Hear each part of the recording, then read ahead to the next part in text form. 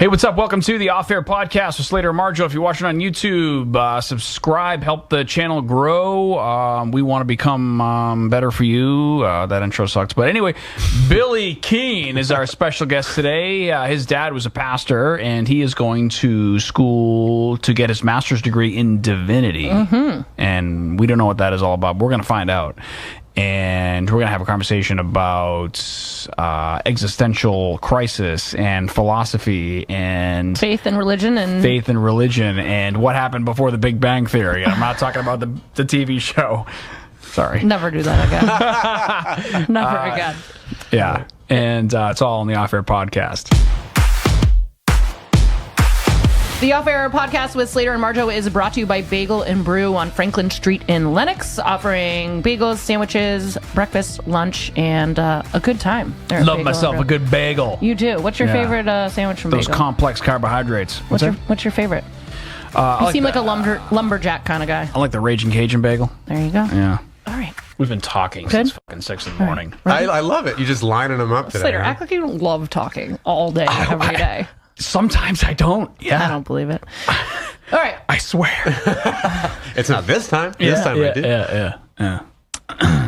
Billy Keane. Yeah. Welcome. Thanks. To Off Air with Slater and Marjo. Wow, your whole vibe just got so professional. It made me a little nervous. Come on. I'm not used to Everybody that. knows I'm not. You looked me in the eye. Usually you're typing or, you know. Yeah. No. What's going on? Anyway, dang. Billy Keane. Welcome. Thank you so much. So excited to have you on. I love being here. I love your studio. It's very cool. It's all thanks to our producer, Ryan. But Ryan is awesome. We've had you on the radio show so many times, and as soon as we finally got the podcast up and going, you were one of the first people who were like, we got to have Billy on. And then serendipitously, I ran into you in beautiful downtown Lenox. Yeah, I was following you around a little bit. Enjoying. I was like, really? You were, Coming out of the Heritage a little hot. I was like, what is that? We would have you on the radio show, and then I would run into you at the grocery store, and you wouldn't recognize me. You would walk right. You would walk right by me, and I'm Happens like, to me all the time. We just had a conversation for 2 hours. I mean, talk about making a man feel small. My God! And then you say, "I just smoked." Well, sometimes, or the Guidos, you have to put the blinders on a little bit because people are sort of coming at you with carts pretty heavy, and dude, sometimes I have to sit in the car when my buddy goes into Guido's because I just can't. I don't have the bandwidth to do like the mayor of Guido's thing. I love that. Sometimes the only people I see are the folks who are either shopping or working at Guido's, and so it's important for my social life to get some interaction. But I have been known to park and then just leave if I'm like, I can't do it. The zucchini brownie sounds great, but I'm just going to go. I love their zucchini brownies. Yeah, me too. Yeah, if they want to sponsor us, they're more than welcome to. Speaking of driving, you have a 90 Land Cruiser. Oh yeah, I love that. That's rare. Yeah, I guess. I mean, it's a Toyota, and it runs like. Well, I just changed the alternator, which required me to remove a bunch of other things. And so there was some belt tightening by definition, and then we did the fluids, and it's just like running so nice. I mean, it's insane. It's almost as old as me. Do you work on it yourself? Yes, that's kind of the rule, because we don't have That's cool, dude. Well, yeah, it's okay. Listen, if I could sit and just on like a recliner and watch somebody else do it, I would prefer that. But I don't, as long as I'm not paying for it, that's the rule. If I can do the repairs myself, then I keep the car.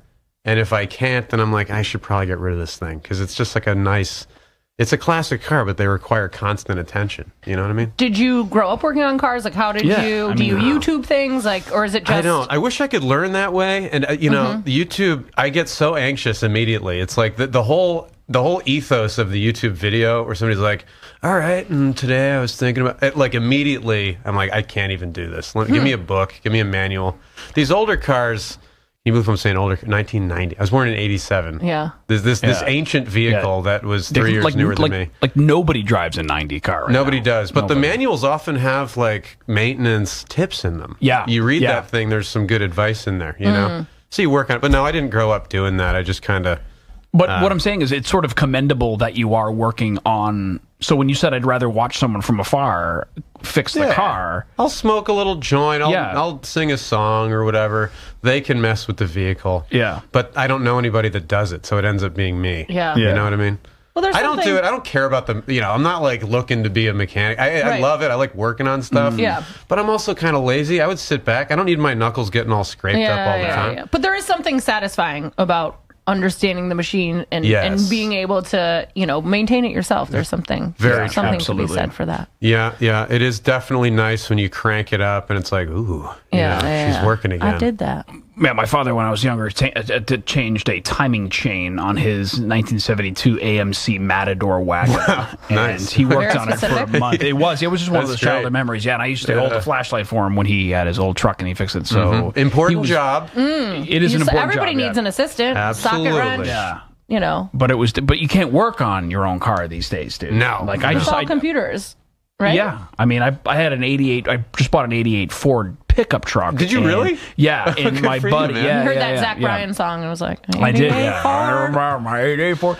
So, the smell of the truck reminded me of my father, reminded me of my childhood, like the dash, the dim lights, You just the immediately radio, call your therapist. You're like, listen, I'm having a bit of a thing right now. Just put an ice cold Budweiser right in the I know you're on center, and then, vacation. Just call me back. All right, yeah. Well, that's dude. I know what you mean exactly. The smell. Everything the in my bench car. seats, the rips in it, dude. yeah. Everything in my vehicle smells like oil. Like I'm not clean. The thing about it, a good mechanic kind of keeps their stuff. It's like a good chef. Right. Like they Keeps kind of their clean as station they clean. go or whatever. That is not me. Like my stuff is everywhere. I literally left my sockets. And I say this, I mean, because it's true. I did fix the thing though, so that's some props, right? Yeah. But I left all my sockets and tools on the hood of my van.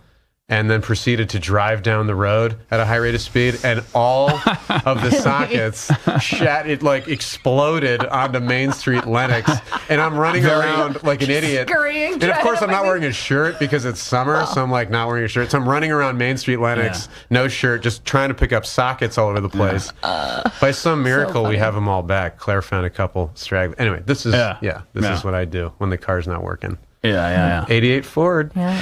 Yeah. So you were just saying off air, obviously we've known you for a while, mostly through music. That's kind of how we all kind of came into each other's orbit or whatever. But you were just saying recently you've kind of just hit pause on everything.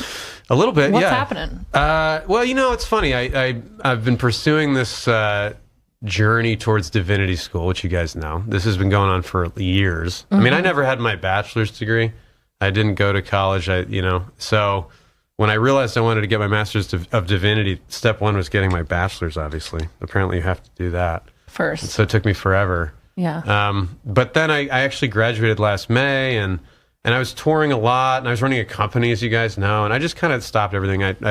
We kind of just dissolved the company, and I left the Whiskey Treaty. And these are all good, positive things. I was trying to shake the dust off a little bit. Yeah. It weirdly, for me, this all feels very normal, but then when I talk about it, it sounds a little wacky, but it's just what it is. And so part of that was like, I was booking a lot with The Waking Dream, but that was kind of a heavy, for whatever reason, interestingly, our Spotify listenership keeps going up, but the attendance at shows was pretty low. I couldn't really make it work, like financially, sort of, because I like paying the dudes. It was a big thing. And so I just kind of pushed pause. We moved down to North Carolina. I was working on a camel farm for a while. And writing. I'm writing a lot of music at the moment. Camel farm. Yeah, dude. Just taking care of camels. I didn't even know they had camels in the U.S. Oh, they do. Well, you know that? They've got at least 4 of them, and I can tell you their names. They're amazing, beautiful animals. How did that? I mean, what you're just googling things to do? Like, how did that all happen? Oh man. Well, it seems crazy, but it felt normal at the time. Claire and I wanted to get down to North Carolina. I'd played some shows in Asheville. I've got some friends who are based down there. Yeah, huge Love music the scene area. in Asheville, huge right? music scene, great stuff. Yeah. And they were like, come on down. You should just post an ad. They had some places to post ads. So Claire whipped up a thing, just a picture of the two of us. And we got some, she's got a lot of experience on farms. I've got some experience on, obviously working on stuff, whatever. We can maintain a place. And so it's a couple creepy responses, but then this one came through. She was like, I've got these rescue camels. I'm trying to start a camel dairy. I won't be there all winter. I need somebody to work the weekends. She had hired a farmer Monday through Friday. And then we were tending the chickens and the ducks, and on the weekends feeding the camels and brushing them down. And what do camels produce? Well, camel dairy would imply milk. Well, that's what Indeed. that's I mean, read between the lines. Well, Yeah, Do hence they my have question. udders? Can you no. milk me, Greg? Yeah, I have nipples. Can you milk me, fucker? Dude, I mean, that's over my pay grade. They had sent Elsa out to get pregnant, so she came back pregnant. They sent her, on some, I don't know, camel pregnancy journey. I don't know where they send them.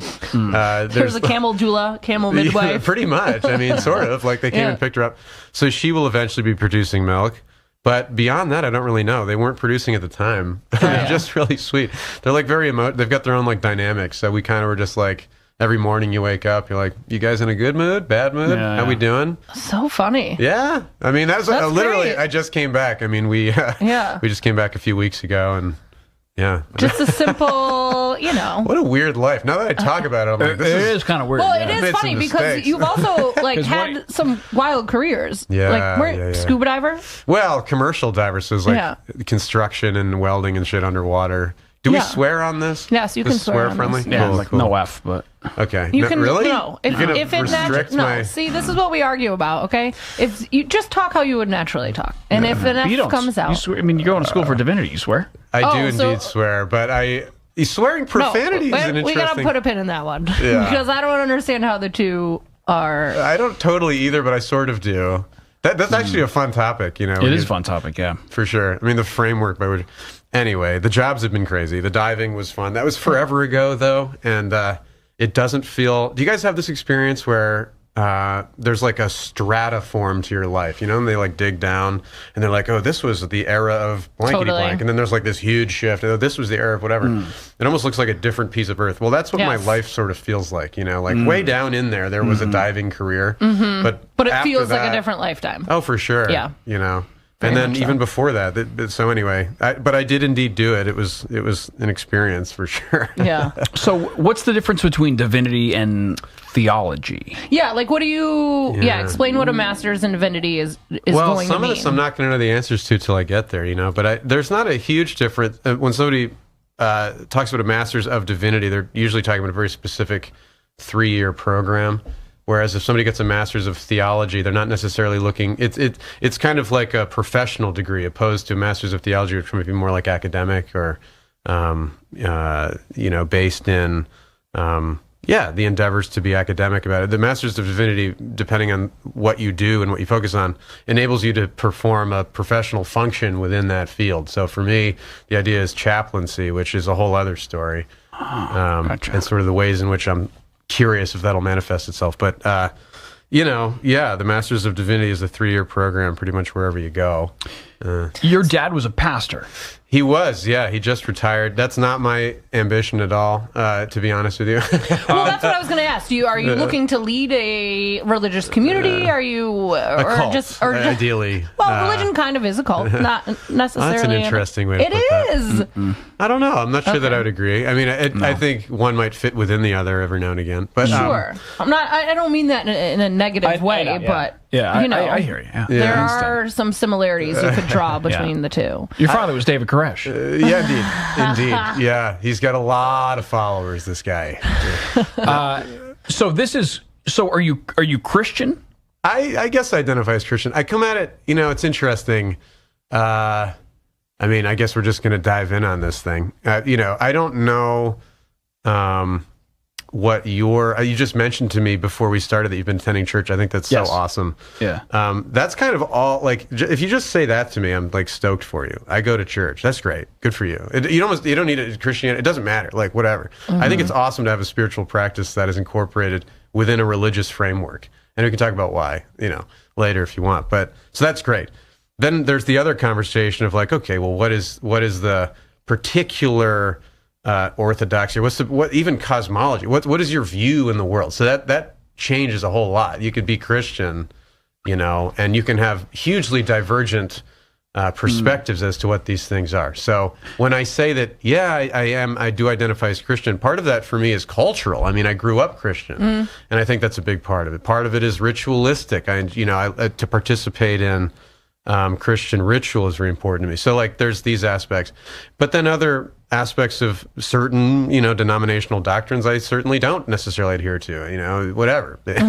So it's like a huge conversation is the point. It is. Yeah. And also there's a lot of trauma that, if the idea is to communicate more readily with people, if the idea is to see divinity within everybody, sometimes if you start a conversation by saying, I am this, then you've kind of immediately erected a barrier between yourself and that person, perhaps unwittingly. Maybe you're dredging up some experiences they had. Maybe it smells like the old car their dad worked on, but that wasn't a good experience. Right. And so suddenly you so it's not really, I'm happy to talk about it. I really enjoy it. It's kind of what I think about all the time.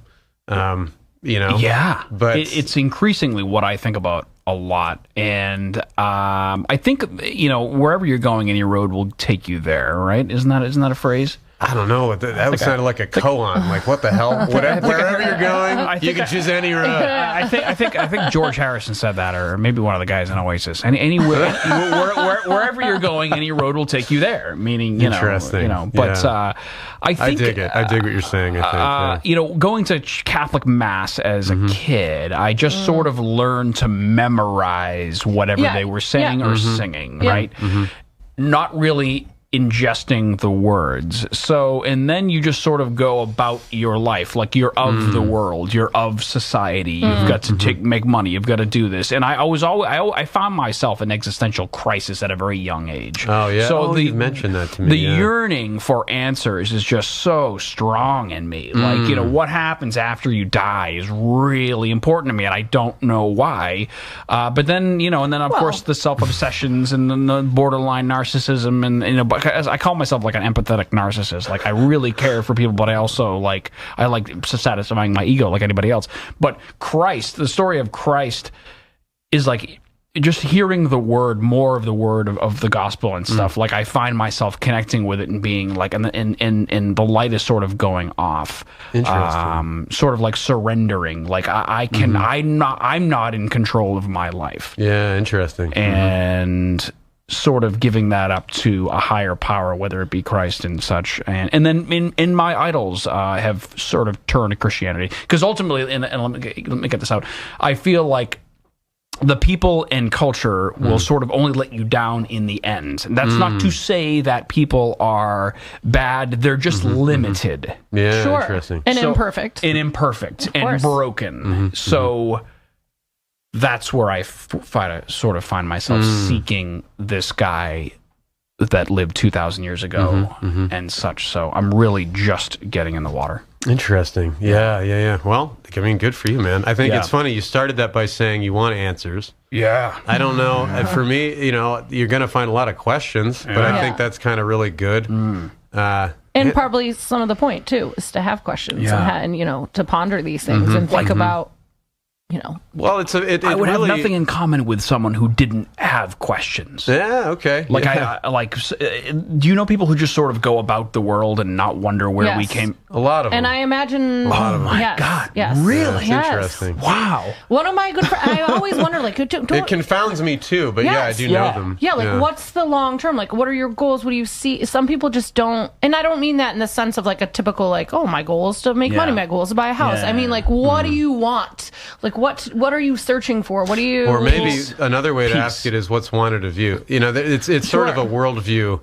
When you talk about going to a place and just memorizing and maybe not ingesting the words. Yeah. This is a common experience, I think, for a lot of people. Yeah. But there is something, and I think something very important to the notion of that is surrender, you see. When you go to a ritualistic practice...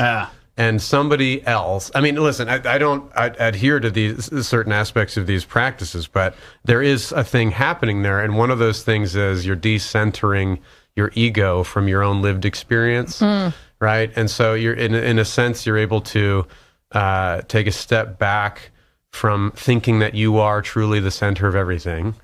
Yes. And so when we ask ourselves, what is it that we want? That's a great question. It's important. But also, what are we a part of? I think is an important question. And so, or in what way can I most readily fit into a system that is imperfect, right? Because it's the imperfections that it's interesting. Through imperfection, I think that's generally how we make progress. You know, when you see something that is not aligning with what you think it could be. So that's another reason why religion, in my mind, is important, because it allows us to create sort of a fundamental ideal towards which we intend to work. You know, it's not really enough to say, this ain't working. We also kind of have to say, well, what would, you know? And then why? So, like, yeah, these questions that's what I mean by, you know, for me, it's less about, I don't know. Thank God there's people way the fuck smarter than me who can figure this shit out for people. But I'm constantly stumbling into more and more questions. But the mystery of that fills my soul. It, you know, makes me very happy. It sort of, that is surrendering as well, right? It's to say, like, not only do I not have answers, I'm literally not created to have, I literally, the physiology of this thing that is me isn't built to kind of have that software embedded in me. You know, I'm not going to know answer. Like, that's not the point for me. It might be the point for other people. For me, the point is not to have answers. It's to remember to ask those questions that allow us to build better systems, better relationships. For future generations? For sure, or in today. You know, and Gotcha. you know, Okay. and when I'm driving down the street, like, there's ways. It's very interesting. What religion can do sometimes is it can take a spiritual cosmology and it can teach you how to use that as you engage with the world. So it's kind of like saying, this is the way things are, perhaps, and now this is how you can use that to engage with your environment. Right. So if I, for instance, believe that there's an innate divinity within every single person that is upon which they're built. You cannot, no matter what their behaviors, no matter what their actions, no matter what their situations, there is an innate divinity to that person. Well, it sort of changes the way I interact with them. You know, if somebody's pissing me off, which happens all the time because I'm a very grumpy Gus, I have a short temper sometimes or whatever, I get annoyed, whatever it is, I would be engaging with that differently if I didn't think truly that there was like an innate divinity within that situation. And I'm not saying that creates some kind of, there's no answers again. It's a framework. And people who don't participate in religion might claim that they don't have a framework, but they do. Everybody has a framework. Sure. Right? And that might be that you don't believe anything. Fine. That's great. I don't know. Belief is something that word comes to me very rarely. I'm not that concerned with belief systems in my world. That's interesting, because I feel like some people associate belief systems with religion. Totally, yeah. Like, that's one of the first things they think about. Yeah, right, totally. right. I mean, why? You know, for me, I get it. I totally, you know, I don't, my story goes back quite a bit longer than the careers I've had to experiences I had as a very young kid, 3, 4, where I truly felt, you don't, as a child, you don't recognize this as being something different than normal reality. But I absolutely felt these moments of, like, divine uniformity and sort of an interconnectedness, which is a strange mystical thing. At that young of an age, huh? Absolutely. Wow. And I think a lot of children do. Religion, if you want to talk about Christ, but you don't know exactly what it is, right? Well, no, you don't need to. Why? You don't. I don't think at that age I sort of defined it as of big and small. This is like the Billy lore that goes back in my family. I used to say, I'm feeling of big and small. What does that mean? I don't really know. But what it meant to me at the time was, like, I felt myself as a being, as an individual, but as equally part of an enormously infinite system. But that system, that infinitude, had a good quality to it. It recognized me within it, and it had a good quality. Yeah. Right. So this is what my journey back to Christianity was winding, and it took a long time to get there. But, you know, as the Old Testament tells us, in I consider these to be myths, obviously, but they're rife with important details of what it means to engage with the human experience. But the ancient Jewish rabbis passed down this tradition of that God created the heavens and the earth, of course, but he called it good. That's really important. If you look at the world, and it doesn't really matter what you believe in terms of how creation came to be. Science is foremost in my mind. The most, it's incredible. I love it. I love engaging with the newest understandings of how the world happened. But there's something deeper we get through these stories, which is that this was created and it was good, meaning there's a value judgment there. It's a good quality to it. Well, that's a big thing to think. Some people might not. Maybe the world just exists and there's no goodness inherent to it. That's a possible reality. Yeah. That's not really what I feel through like an experiential awareness. Not even like, don't worry about belief. Just experience it. Just look around a little bit. You know, I have that song "Fresh Flowers" on my last record. That's kind of what that's all about. It's like if you truly observe, and there's such hate and there's such pain all the time. Really, there's such devastation. I truly. I feel it deeper even, but in working through these frameworks as I describe them. But that innate goodness, you know, it's when Martin Luther King is talking about, you know, arcs bending towards justice and all this.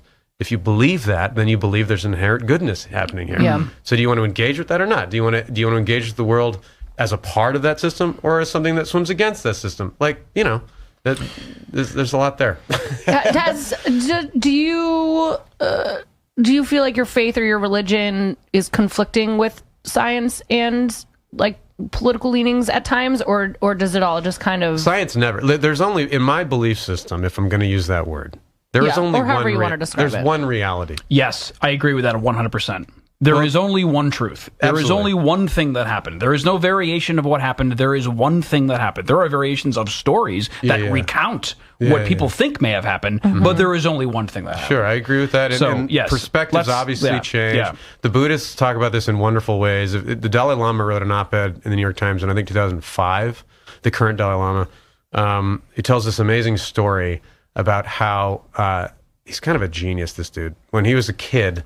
You know, he was as an infant, right, or whatever it was, 2, 3, the elders in the Tibetan Buddhist faith tradition had discerned through whatever process they discerned things that he was indeed the reincarnated Dalai Lama.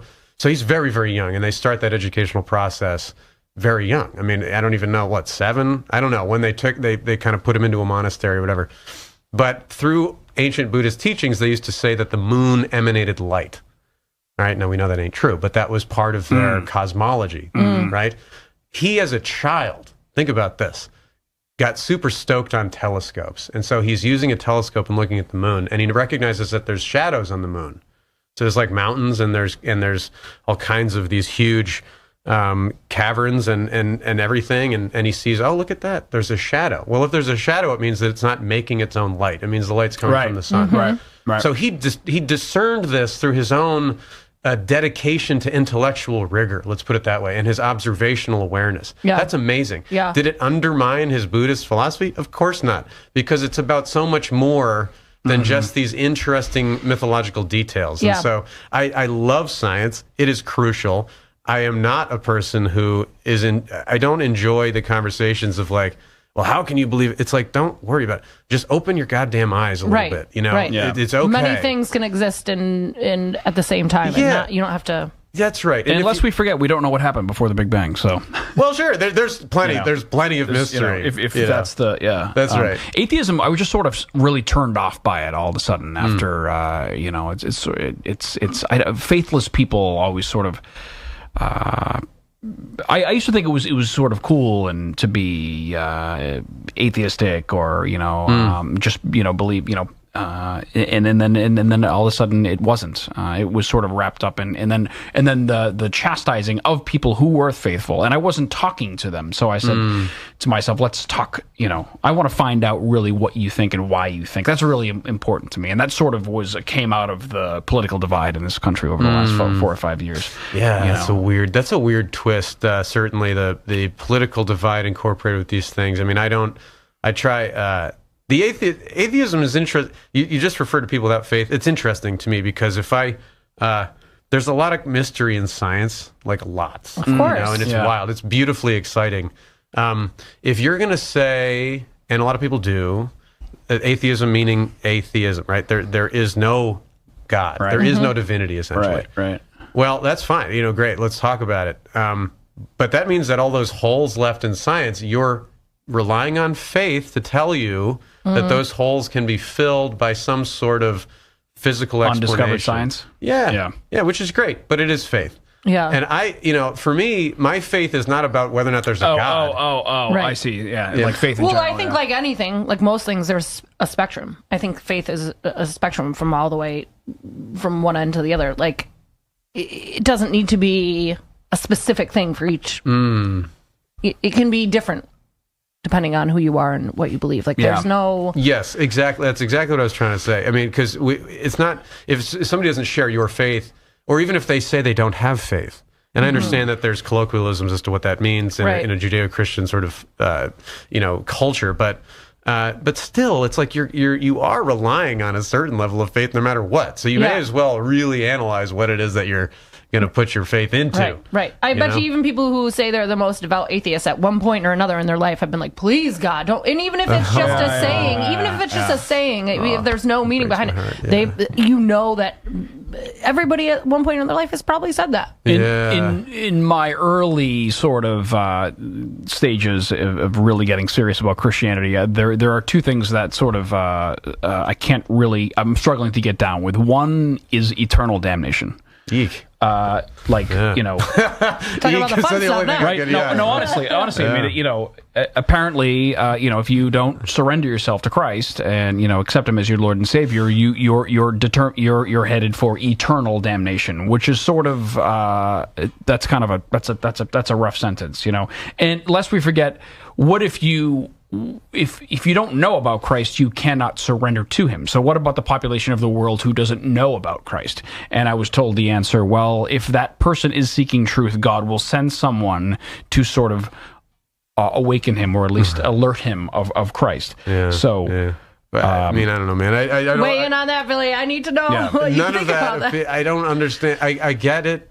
And because to me, that's like the most human way to describe something that's so like impossible. Why is that even part of it? I guess I don't. I know that that's the belief system of a lot of people, and is that what your father believes? I don't think so. I don't really. I don't think so at all. I don't think that he. I don't want to speak for him and what he. Yeah, sure. What his beliefs are. It doesn't make any sense. If God is good, that's why I struggle with it. Right. Well, then, it's an important thing to struggle with. What I remember is that when I read what Jesus did, He healed a lot of people. Yeah. And if you look at whether or not He judged a lot of people, you're going to be found wanting because He didn't, right? Right. And the meek shall inherit the earth, and all of that language, it brings a tear to my eye. It's the opposite of what we sort of seem to strive for in the material world, which leaves you in the end empty. Interesting. Seeking pleasure from external sources. The point of life is not hedonism or Epicureanism. Sure. Just the soul satisfying of one's, self. Yeah. Well, I agree with that for sure. This notion of damnation. I'm like, what the fuck are you talking about? Like, I don't want to. You must know what I'm talking about. Yeah. I know what you're talking about. Indeed, I've heard these. But I guess what I mean is a common gripe that people have is. I know like hell, because if God is all loving and all powerful, why would He send someone to hell? That's a great question. Yeah, that's a great question. Well, that's the constant question. Why does if there is a God out there, then why do these terrible things happen to good people? Like that's a constant, I think, struggle that some folks have. That's a worthwhile struggle to have because that's a really important question. Right. But I think that it's an incomprehensible notion. I mean. This deep time concept within, mystic Christianity is really important in my worldview, which is to say, if the divine is everywhere, then it's in the shitty stuff too. And it's just to say it's part of a plan is a very cold thing to say to somebody who's going through a very destructive time. Of course, that doesn't change the fact that we're within this system, we're within this environment and this ecosystem. We're part of it that includes destruction. It just does, Yeah. And I don't know why, to say why. It's like, I don't know. The faith, for me, again, this is why it's important in my worldview. The faith is not about whether or not there's a God. It's almost less important to me. The faith is that it's good. The system is good. Yes. It's leaning towards, it's progressing. My religion is evolutionary. It literally, as is, by the way, if you're reading from the Old Testament through the New, there's an evolution of faith that happens there all the time. And what people want, by the way, is hardly what God does. So, if you read those books with a certain observational rigor, you notice these things. The folks who claimed to be righteous often were not treated as such. The folks who were foreign slaves were often the only ones that God spoke to. The first, in fact, I think, if I'm remembering my theological history correctly, the first person that was like that actually was approached by God in the mythology in the Old Testament was an Egyptian slave woman, right? That is the most. This is liberating. Yeah. This is saying that it is, you know, when we as humans try to demean people, when we try to oppress them, this is a system that is against God's wishes. Yeah. Like oppressive systems are not within the divine flow. We see that over and over again. So when somebody says you're eternal damnation, I'm like, what's more oppressive than that shit? Holy crap. Yeah. That's like, well, if you're not godly, that's the punishment, right? I mean, or that's. Well, none of us are godly. Right. Yeah. Well, throw the first stone, baby. Yeah. Well, if you don't sort of surrender and accept, God, or excuse me, Jesus as your Lord and Savior, I guess that's the. Well, that's my issue, is that when somebody says because you don't do that, you're not going to lead a good, fulfilled life. You're living your life the wrong way, and that's kind of where I tend to push back. Yeah. You know, I was raised super Catholic, but my parents were. You know, in the 80s and 90s, the Catholic Church was against a lot of things that my parents very much supported, and they were like, listen. We're talking about the teachings of the Bible. We're not talking about word for word, did these things actually happen?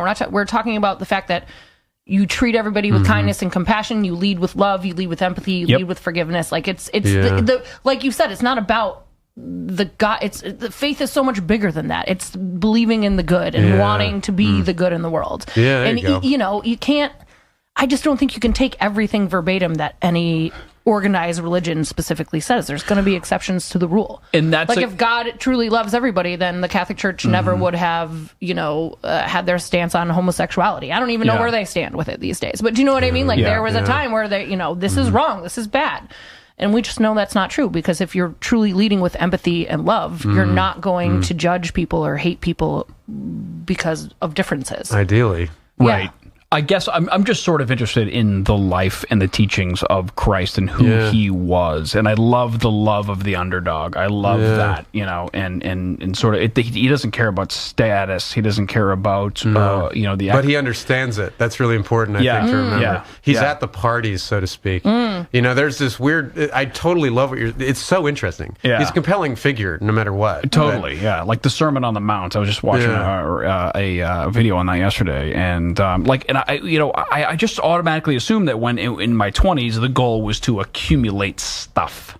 Cars and boats, vans, four-wheelers. Get as many vans as you can. That's what I thought. Yeah, and I have a wonderful, beautiful girlfriend and 5 loving kids. I'm still trying to figure out how you did that. And a house and a garage and a four-wheeler and this. But like I'm sort of, you'd think I'd be like this lightning rod of happiness because I have all this stuff. But you realize it means nothing. I mean, it realizes that it means I would be as happy with those people in a little house with nothing. So that's why I'm like, would you? That's good. I mean, I don't know. I get unhappy all the time. I mean, I don't know. Maybe it could be. I love this. Is why it's important. That it's possible that for you, your faith is so profound that it's like this glistening sheen of happiness. I mean, I don't. The point is that the happiness is it has to sort of like deep fulfillment what I'm searching for in just a peace and comfort in my own skin is not here, it's here. Yeah, but I would argue that's my point. Yeah, okay. I would argue I've reached similar conclusions just by age and wisdom. We were just talking about it in a previous episode with the previous guest. I've realized that how old are you? Stuff that I don't. I'm 40. Age and wisdom. Yeah, I'm 40. I tell people I'm 40. Are you? You're 40. No, I'm not. Billy's 35. 38. But I tell people I'm 40. It's a 40's beautiful coming age. in hot. Trust me. 40's coming in hot, bro. Listen, 40's the new 30. We should be so lucky. Yeah, and it's a privilege to get older. But like, I cared so much about stuff when I was younger, dude. and now it's amazing. Like how I was just much. saying, I was when tiny homes first became a thing. I'm like, who wants to live in a tiny home? Where are you going to put all your things away? I mean, I'm living in a 3-bedroom house. I don't need any of that stuff. Yeah. Like I feel like we've gotten to the same place, but in different paths. I think, and maybe wisdom and religion or faith overlap too. I don't know. I think one would sometimes, hope, that wisdom would overlap with these things. I mean, there's a lot of people with wisdom out there that I seek out because I'm like, please Give me some. Yeah. Give me the scoop, baby. I love talking. That's why I like talking to old people. I love people are talking to pretty old awesome. people. I love talking to 80-year-old guys. Also, sometimes super judgy and racist, and you're like, that was uncalled for. But it is uncalled for. But that's of the. I sort of like. I know that you and I know. I sort of give them a generational pass. I'm like, okay, I agree. You're sort of aging out. That's okay. You know what I mean? Like I'm not. But you don't Who am ever I to stop judge or learning. not? But you don't ever stop learning, Yeah, even if though true. you were raised a certain way. Like, you know. That's a choice, don't you think? Yeah. To never stop learning. It's kind of a choice. Yeah. Listen, one of one of my best friends always says every day's a school day, and if you're not learning something every single day, it's because you don't want to. I feel like. Yeah. Every day for me is a snow day. I'm like, staying home, baby. You see the movie Mountainhead? No, but I love Steve Carell, but you told me it sucked, so I didn't want to watch it. That is about sociopathic wealth. Ridiculous wealth. And these 4 tech billionaires in 25. It's on Apple TV, which usually does well, but... They gather in this mansion in Utah by chopper, and they decide on who's going to buy whose AI and sort of control the world through social media, and it's just like nauseating. One of them is dying of cancer. Also a little terrifying. Yeah. Because... It sounds kind of like real to me. Imitating life, right? That's happening. And but talk about the amount of stuff like... Yeah. They're not walking around going, oh my God, I'm so fulfilled. Look at this place. Yeah. You know, like you sleep there and you eat there and you spend time with loved ones, and that doesn't have to be massive, you know? I love it. It's all, yeah, sure. But we also, or yes, and I guess, we live in a society, right? And the society has certain things going on. And yes. I think part of what the Jesus character and what his lessons teach are that you're born in the time that you're born, and you're born in the body you're born with, and with all the weird layers of existence that are included in your experience, and you're born in the society. All these things are just kind of what's happening. Like we don't really. You can become a mystic, and you can go sit in a cave, and people have done that and provided lots of wisdom. But I kind of believe that you can try to live sort of a righteous, observational, aware, wholesome life in whatever position you find yourself in. Sure. I don't judge. It's funny, like, to take it to the extreme, to be like, okay, go sell your stuff. It's like, well, okay, let's take it one step at a time. Because I'm not there either. You can still love guitars. You can still love piano, or love, whatever you're collecting or whatever you spend your money on, right? Yeah, you don't have to give your house to the poor. Right. Not necessarily, but maybe, who knows? Maybe when you pursue, I struggle with this a lot, because it is a question to be asked, but not immediately necessarily. And I, let's start small. Like just start by asking the questions. That would be yet another answer, right? And so let's just avoid. Have you ever noticed how we live in a time where everybody's got a fucking opinion on everything? It's like, everybody wants a hot take, a mic drop moment. Everybody wants that. But let's just relax. Let's use some critical listening, some critical reasoning. Let's observe. Let's listen. And then maybe an opinion happens. I kind of feel about religion and faith in the same way. Like, just do a lot of listening, do some feeling. Absolutely, yeah. Go volunteer somewhere. Don't make these huge. Try to make decisions that's just trying to regain control. You know, it's like, just relax for a second. And talk to people. Like Slater and I talk about this all the time, about certain things that are offensive and certain things that aren't. I'm like, well, I'm not the one to talk to somebody who is a group who could be offended. You need to talk to people and ask questions and listen. Yeah, that's kind of the only way you get there. I agree with you. You're recently engaged. Yeah. Congratulations. Thanks. Is your fiance faithful? Is she religious? Is that something that's important to you guys? Faithful to you? Or? Well, no. I mean, I don't know. Yeah, no. I'm kidding. I'm interested in, can you have a partnership in a marriage if you guys don't align on divinity? Yeah, interesting.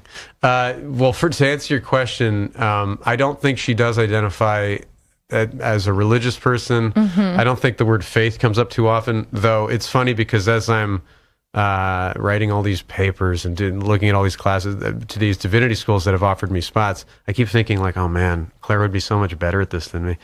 Some people just have this. Some people have this innate understanding that there is a beauty, a goodness, and a divinity in everything. She's one of those people. That's great. Love it. That's it's perfect. a beautiful thing.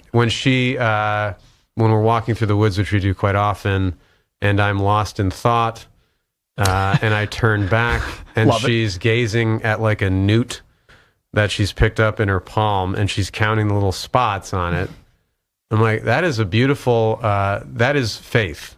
That's saying, I'm going to take the time to observe with a loving gaze this creature that is having an entirely different experience with that same divinity within it, you know? So yes, we can align. If I go to church on Sundays, which I do most of the time, if I find a place that I'm into, Claire often does not come with me, and that's totally cool.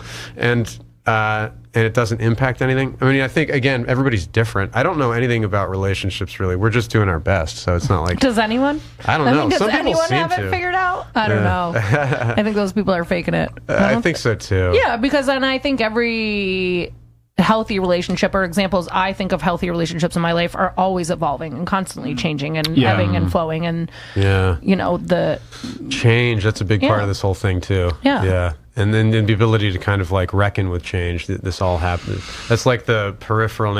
It's so funny. There's like a million angles to that. I didn't know we were going to be talking about this stuff. I thought we were going to talk about like music and like bowling alley tables and shit. We can. No, I mean, I'm open to whatever. Let's. But I don't know. I mean, we're talking about our personal experiences. So hopefully nobody's thinking like, oh, well, I better. That sounds like the way that it is. That's not. I don't. To observe, you have to have a certain. I think you have to have a certain.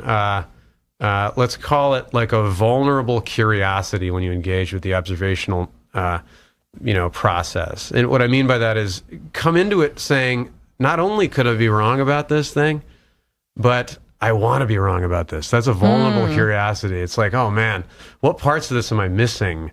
What parts? And that's tough to do, I think. Maybe once you get into it. Maybe just for my ego, I don't know. Like, to look at it and think, what am I doing wrong? Like, turn the tables on yourself, turn the mirror on yourself. Or just what judgments have I shown up to the table with? That's what I'm talking about, framework. How do we strip away these layers? Like, when I read about Jesus, it's less important by far to me whether or not the things that they say he did. I guess it's fun to talk about. It's less important to me than when I realize this dude is all about stripping down those layers. You can't box him in. You know, when we know about the politics of the time, there were people that wanted him to be a military leader. There are people that wanted him to be literally a king. There are people that wanted him to be a dissident. And he certainly was a dissident, but, he never would allow himself to be boxed in by somebody else's humanistic, worldly desire, because that wasn't what he was doing. That wasn't his vibe. He was going to heal, and whatever that meant. You don't heal a broken leg the same way that you heal a broken heart. He's going to approach these things with an observational awareness, and it's fucking Jesus. So, like, he does what he does in a way that's amazing, and we obviously can't do that. But if we can use that same vulnerability when we approach people, and this crazy thing happened to me out there on the street. There's a lot of folks dealing with homelessness in this area, as there were when I left. Everywhere, indeed. Yeah. And often I find, I'm just going to throw myself under the bus. Like, I don't carry cash really, but even if I am, sometimes I'm like, I feel like I have these weird fears. Like, well, if I give some to this guy, am I supposed to give money to everybody? I get kind of caught up in this thought system. And then I started just smiling and kind of waving. If I have some cash, I give it. But everybody smiles and waves. They're not like, it's amazing. I had approached it with this judgment that, like, I should somehow box myself away. If we don't make eye contact, if I'm struggling with all these weird, let me just not even look. It was such a weird judgment. Like, what was I afraid of? Like, that they're just going to, in some ways, I think I was afraid of them judging me, right? But then it's just like, let's engage. Let's do this. And Buddhism, there's this fun thing. I went to Naropa for undergrad in Buddhist psychology, right? And we were reading somebody who was writing about the idea of just the nod in our culture being one of the most profound ways you can acknowledge somebody's humanity. There's no judgment there. It's just like, it's an I see you. Yeah. Right? That's human consciousness. Yes. I guess so. Yeah. Like animals don't do that, do they? I don't know that they do. I don't see... like an animal wouldn't let someone else take a seat like an old like an old lady. I don't know. I think that animals kind of do that. I mean, like pack animals and stuff like that. Yeah, you don't think like when two dogs see each other that don't know each other at the dog park and they're like, what up? Snuggle up together. I don't know. But would the dog sort of care for someone like a limping dog? poor little limping Like, dog. do they have that capability? Like compassion isn't- for other Yeah, animals? isn't that what makes like the I think it human- probably depends on I the don't know. animals, but Maybe- maybe that is unique to That's a humans. good question. It's a great question. Yeah. But I mean, Like, if I'm even, gonna let the old lady sit on my seat, or I'm gonna have the good, But good to seat your on the bus. point, Yeah. Billy, like now I feel like if you walk down the street and you smile at somebody you don't know, people are like, what the fuck? What? Why did that girl Why just is smile? that Do you guy? know what I mean? Like, Yeah, what a and that creep. should be... as I'm getting older, I'm that like, I should gotta be- stop smiling at these But people. that should be the opposite. Like literally, somebody walks past you and smiles and gives you a little nod, acknowledges that. Absolutely. Like you I said, dig it. acknowledges that there's not a human being there. Like, You in the dig it. struggle? I'm in the struggle. But even without the smile, I know I said smile. It was, I think, The nod is interestingly, well, there's something else happening there. A smile, again, is a layer. It's like we're acting out this social cue. And the nod is different. The nod is saying, I don't know anything about you, but I know that Yeah. you're divine. I know Yep. that you're human. Yeah. I know that you're a person. yeah. I always nod, dude, and I just got nodded. You do back. nod. And I do, did nod yeah. at Guido's that time, and I feel desperately Oh bad no, about that's it. fine. No, he still talks about it every day. So you're I Listen, know. I It's bring like it up. years I'll ago. continue to bring this up. I hope you do. It reminds me to engage with people, and Yeah. when Yeah. I don't, and this is a personal thing. I just it's thought because you I'm thought afraid. you were like a rock star. Like I thought. Are you serious? That's what you. I did. I thought. no. I thought That's you my thought worst you were nightmare. better than me, and then that's the Lynn coming out in me. Well, I thought it was obvious that I was better. No, I'm just kidding. Yeah. The reason I wouldn't have done it is because I wouldn't have thought that you recognized me, and this happens all the time. Yeah. I don't see. I'm always shocked when people recognize me, even people I've met before. Yeah. And so usually I think they're not going to know who I am. I'm the same way. I'm like, well, I didn't say hi to them because I thought they weren't going to know who That's I was. right. You know what I mean? And Yeah. it's so. And I know who everyone is. And I'm embarrassed because I know, Yeah. but that doesn't happen as much now. Well, but, I'm sorry that you've been holding that judgment against me. No, that's fine. No, by the second time, I was like, oh, it's just Billy. Son of a bitch. It's just belly. Yeah. Well. This shit's crazy. But recognizing, right, like the nod is like, is a great thing. Even in traffic, Yeah. it just sort of like, hey, Yeah, though that can go the how are you? wrong way when Yeah, people yeah, are like, you yeah, son, get the yeah, fuck out of yeah. I get beeped at all the time. Do you guys do this? Do you ever go, and I don't even mind saying it. Well, you drive a 90 Land Cruiser. Yeah. Well, even on the highway, like, I don't go that fast sometimes, and I end up, like, I'm going 70 or whatever into 65, and people are just, like, so pissed. What Just lane like, are you in? Sometimes the left. Okay, Yeah, well, that's why they're sometimes. pissed, Billy. That's why they're. Get and I out would of be the one way. of those people. But no, I'm just kidding. But still, like, why are you gonna, angrily drive by and flip somebody off for Yeah. that? Like, it's like. Why do that? I pray to yell at the kids less. I pray for. Yeah. But you're for- ultimately in for- control of that. We were talking about this morning. Like you, I know you are praying to get that, but you're still ultimately controlling the volume of your voice when you speak to them. Like you, Right, that is so under your I'm praying control. to resist the urge to sort of handle it that way, and that surrender. That's like when you're yelling, it's a desire for control. Interesting. Sure. Yeah. Sure. So, I Well, was what about recently- the act I of was- praying as being a method by which we are able to actually center ourselves? I mean, the praying Yes. concept is more than just asking for stuff. no, Right. yeah, totally. It's I'm getting with you to a place Yeah. where you're centered and peaceful that you don't need to. Yep. It I'm, could, I'm not right? going to pray for React to YouTube that. views. I'm Yeah. not going to pray for any of that. That's just sort of that's nonsensical. Yeah, I want people to like the podcast and our art together organically. I mean, that's. I love talking to you guys, and I hope people Yeah. want to listen to. I mean, it's I don't know. I mean, you don't pray for followers, do you? Do you pray for Instagram likes? I mean, I don't. Subscribe. No, I don't. I don't. But I don't necessarily think you shouldn't. I don't. I don't. I really don't. Why not? I know. You're going to hell. I know, right? The praying, it's so funny, dude. All this stuff is like, it got topsy-turvy and ripped around, and I come at it from a very open perspective because I just simply don't know. I don't have the experience to tell somebody what the fuck they should be praying for. I mean, Yeah. if you want to talk about Jesus, he says, here's one prayer. That's all you need. He says, God already knows what you need. So there's that. Yes. God already Yeah. knows Love that you need some people, love Instagram God. followers. Yeah. Well, Yeah, the whole no, Lord's Prayer, yeah. he says it. I mean, but whatever. I said the Lord's Prayer today, and it never really the words are just